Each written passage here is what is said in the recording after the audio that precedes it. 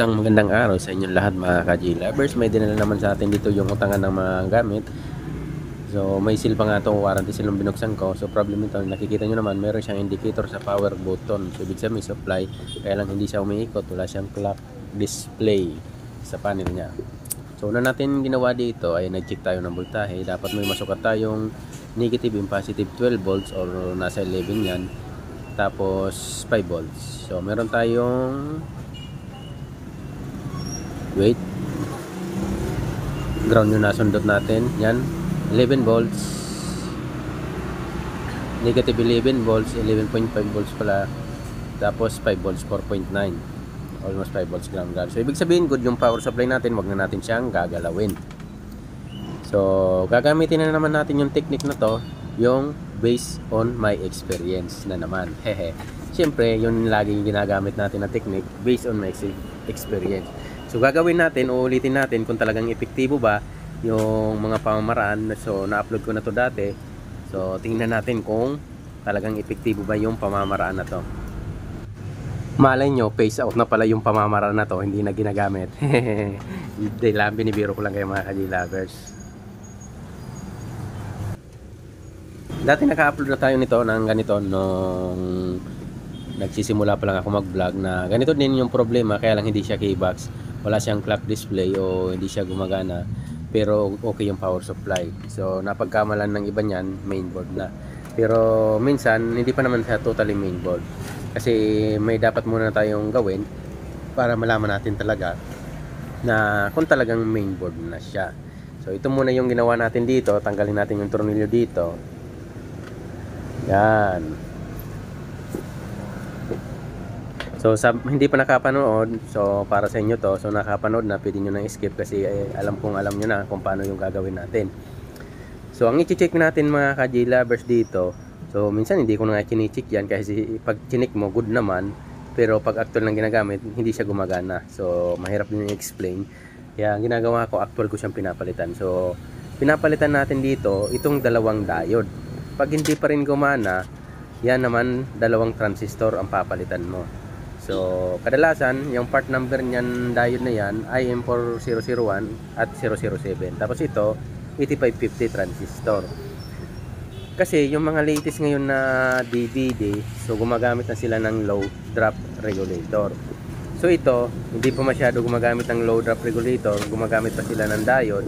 Tapos yan, gumagamit pa sila ng transistor para ma-boost yung current. So ang gagawin natin, tatanggalin natin yung dalawang diode muna, tapos actual natin siyang papalitan. Pero pag tinis mo yan mga ka-G-Lovers, sinasabi ko sa inyo, mati-check nyo yan, good yan. Baka ibalik nyo na naman ulit. Basta mati-check nyo yan, good yan. Baka ibalik nyo na naman ulit. Ang gawin nyo na lang talaga, mura lang naman yung diode na yan. Ewan ko lang kung magkano sa inyo. Basta dito sa amin, nasa 12. So meron pa nga yan, nasa 2 pesos lang yan. Palitan mo na, actual mo na siyang palitan para matesting mo talaga siya kung good yung mainboard. Pag kinabitan mo nga ng diode, napalitan mo ng diode, ganun pa din, palitan mo yung transistor, yung dalawang transistor.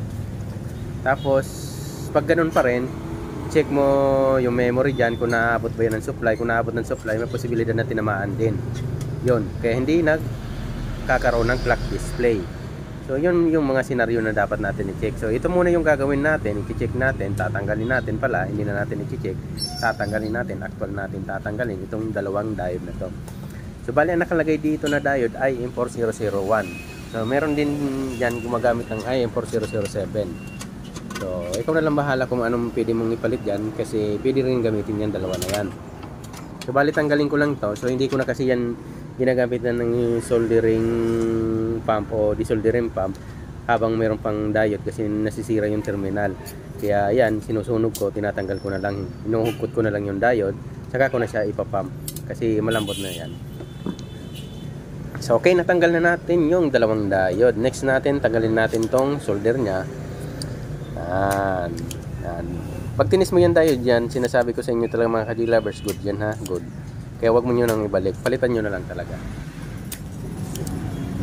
So, sa mga hindi pa nakakaalam, para lang sa inyo to. So, yung ibang mga professional na, alam na kasi to. So, wag na nating masyadong panoorin to. Baka maboring lang kayo. So, skip nyo na lang. Hanap na lang kayo muna ng ibang video. So, ito, nakalagay dito ay Import 001. So, para lang to sa mga baguhan. Natulad ko. Baguhan rin naman ako. Yan. Kita nyo, 001. So, palitan natin ng actual mismo na 001. 4001. Ito, meron tayong 4001 actual.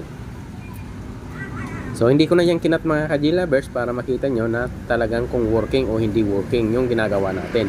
Ang rumi pa ng kuko ko, diba mga ka-G-Lovers? Ganyan kasi masipag, marumi yung kuko. Hindi, joke lang, binibiro lang kayo. Mahaba lang kasi yung kuko ko, kaya pumapasok yung rumi sa kuko natin. Binibiro ko lang kayo. So, next naman natin mga ka-G-Lovers, ikabit na natin to. So, yung positioning, tandaan nyo ha, yung positioning, gayahin nyo na lang yung diode na tinanggal nyo. Positioning, saka may guide yan dyan pag nilagay mo. Kasi kung saan yung anode at yung cathode, or positive or negative, kung saan nyo ilalagay. May positioning naman yan, may nakalagay yan dyan. Kaya huwag nyong kalimutan ng baliktarin ha. Kasi baka may sirain pa. Sirain. So yan mga ka-G-Lovers, kabit lang natin to. Yan, okay. Next natin para kabit, solder natin to. Yan. Parang alive na alive yung pagsasalita ko ngayon. Pero actually, para nilalagnat ako. Labnat pala. Kulang sa yakap sol at kispirin. Joke lang, binibiro ko lang kay mga ka-G-Lovers. Pero yung totoo, parang nilalagnat talaga ako ngayon. Mabilis lang ako magsalita. So, nililibang ko lang sarili ko mga ka-G-Lovers. Boring kasi. So, ayan, parang nasa peryahan tayo pag nagsasalita. So, ayan mga ka-G-Lovers, nasolda na natin. So, putulin na lang natin tong natirang connection na to mga ka-G-Lovers. Tapos, siguraduhin nyo na hindi yan dumikit. Kaya ang ginagawa ko dyan, nililinisan ko maigi pala, hindi maagi. Nililinisan ko ng maigi, tapos tinitingnan ko ng maigi, tapos minsan ginagamitan ko pa yan ng dulo ng test lead natin o test spread natin para maalis talaga yung mga plugs. Tapos yung mga konting maliliit na soldering lead na nagilog-gilog. Para sigurado tayo, delikado pa rin yan. Kahit sabihin natin low voltage yan, pag nag-short, delikado pa rin yan. So, kita nyo naman ito, yung ginagamit natin. Yan, tinatanggal ko pa talaga yan para sigurado tayong walang dumikit. Yan, tingnan nyo lang maigi.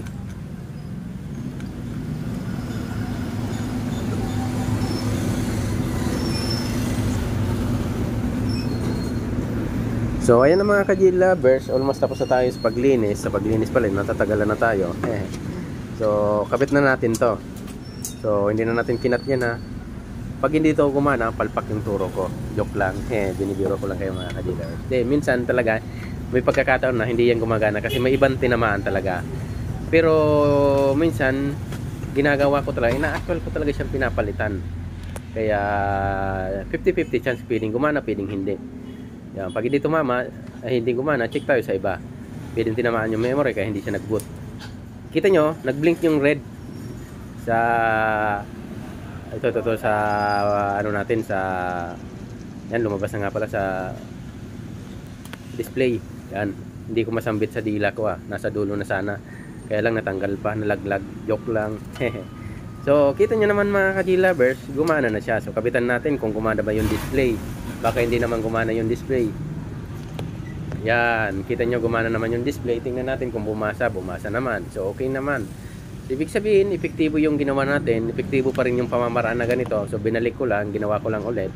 Para at least may share na naman ako sa inyo kasi wala akong ma-share sa inyo. YouTube lang. Sinir ko sa ito to, kahit madali kasi wala akong ma-share pala. Yun lang katotohanan. Wala, binibiro ko na kayo mga ka-G-Lovers. So, kita nyo naman, gumana naman para sa mga baguhan lang to mga ka-G-Lovers. Ibig sabihin, epektibo pa rin yung ganitong pamamaraan. So, lahat yan, naagawa ko na yun sa mga ordinaryong DVD. Tapos sa Platinum Junior, yan, ginawa ko na yan. Pero sa, ano kasi, sa mga pambidyo, okay na, ko yan, na Platinum, Kapitan, mga Reyna, minsan, low drop regulator na yung ginagamit. So, yan na rin yung pinapalitan natin minsan pag walang ganito. So kita nyo naman, gumana na siya, okay na to. So thank you very much sa lagi nyong pagsubaybay sa ating channel. Maraming salamat. Sana meron na naman kayong natutunan sa kalokohan ko na to. Thank you very much.